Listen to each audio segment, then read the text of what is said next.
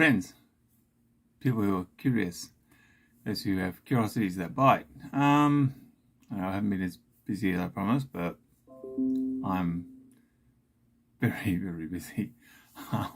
Trust me. So today I want to do a product history of something that is very close to my heart, or perhaps another part of my body gets a lot closer to these babies. It's a condom, known as a rubber, a whole lot of other names. This is the love glove, so to speak, as my cameraman does what it invariably does do. So this is the soft, well lubricated latex version.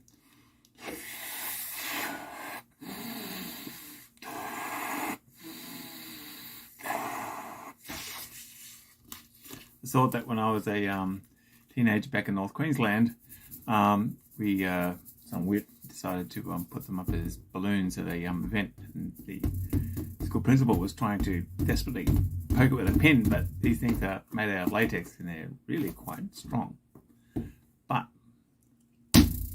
these balloons, these happy little balloons that are really quite fun to play with, a pretty new invention. In ancient times, people understandably wanted to get laid and have fun. And if there's someone who's got three of them, if there's one thing that kills your sex life, it's having kids. Babies who are the result of sex make remarkably efficient contraceptives. I have got 3 children of my own. As I use this again, I've got 3 kids of my own, and I can trust you. There is the perfect contraceptive has been invented, and it's called the twin.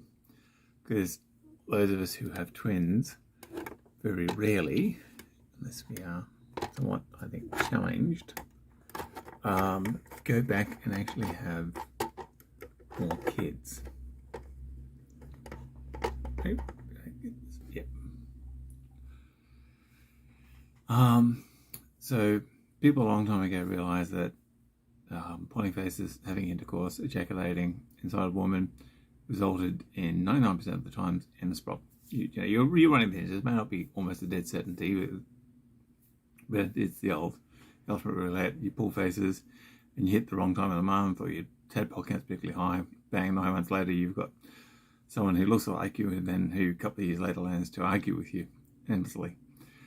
So people tried to get around this, and they used interesting things such as turtle shell at the end of the penis. So you put a little cap on the end of your dick, and then you go in and do the wild thing. Must have been incredibly uncomfortable for the woman, and I can fully understand why you'd put a bit of horn on the end of your horn, and you go and bang away. Why the girls weren't that wild about it. Now, the fact of the matter is that neither is the Catholic Church. No great surprise. I know you're all wearing your surprise look. Oh, gee, the Catholic Church had a problem with the idea of a condom, or birth control. Period. The Catholic Church just definitely a lot. Don't try to get me to explain how a whole lot of celibates can have such a firm opinion on things that they actually don't do. It's beyond me. I'm an atheist. Crucify me if you want to. So one of the great trade-offs in history is that when the Europeans went and discovered what is now America, the Americas, the American continents, there was the Columbian Exchange, and we got chilies, corn, potatoes, not eggplants. Eggplants came from India. Sweet potatoes, chocolate, vanilla, a whole lot of really good things. And they got the Spanish Empire and a whole lot of bad things, which obviously they didn't much like. Now, the Continental Exchange involved more than just food. there is a good amount of evidence to suggest that syphilis came back on the boats as well. Because sailors at sea, who would have thought, you get lonely, and after a while you get tired of looking at the captain. They get to the Americas, and a whole lot of fornication happened, a whole lot of sex happened, and these guys brought back the clap. Syphilis there is evidence that syphilis came back across the Atlantic with Columbus and his boys. There is evidence, as always, of it being much earlier. But either way, syphilis, when it first gets into my crowd, is perhaps the ultimate up you for genocide. It's really nasty. It kills in about 6 months.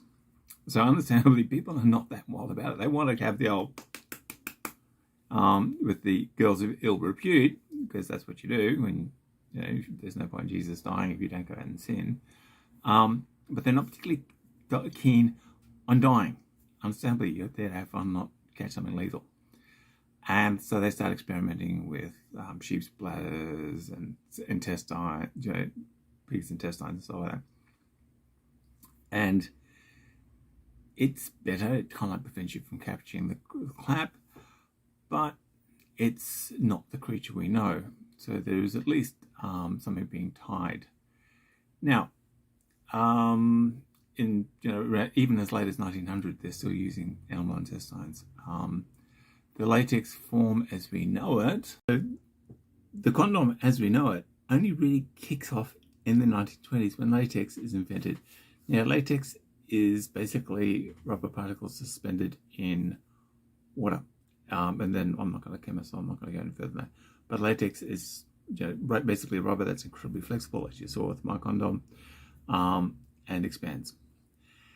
But the church really frowns at them. They're made illegal in parts of the world. Lord knows why. Perhaps people just like having really large families. And the Catholic Church, to this day, 2022, is still not wild about rubbers, despite the fact they're known to prevent the hepatitis, and Hep B will certainly kill you quicker than AIDS. It prevents AIDS, syphilis, and they're a really easy, cheap, and convenient form of contraception. And that's about it. Once 1920, once latex is invented, these things it's incredibly easy to make really thin condoms or thinner condoms. There was the bitching and moaning when I was a young man of it was like having sex in a raincoat. Now, I can assure you, if you are not using a condom, or you haven't used a condom yet, and you want to give it a try, the ultra thin varieties these days really are extremely good. They've got the condoms down extremely thin. They're incredibly tough. They don't break the way they used to. And they are a perfectly valuable form. So this is the potted history of condoms. And that the first idea is you have a bit of animal shell on the end of your knob, and basically it's like a diaphragm. Must have been incredibly uncomfortable for the girl, and it couldn't have been much fun for the guy. I would really have, gotten tired of the first girlfriend before I was wanting to go trying that, if that was the only option. And then after the Columbian Exchange, and we get the clap, so the Indians get genocide, we get spices, food, and the clap in the form of syphilis. People start developing this born again urgency to have sex without dying, and they start experimenting with animal intestines, bladders of animals, anything that is flexible, can be wrapped around an erect dick and tied in place, so you've got a reasonably good chance of it not coming off mid-act. And that's the way it is. And the Catholic Church just takes one look and says, no, this is fun, this is contraception. We're going to really discourage it because we want to have our followers breed themselves into poverty. And it's even, like I say, as late as World War I and even World War II, people were discouraged to be celibate and not have sex rather than use condoms. But the 1960s is when they really take off. And certainly by the time, a suddenly surprisingly long time ago, I was beginning to be sexually active back in about 1982. 40 years ago. Holy shit. Time went fast. Condoms were voluntarily available.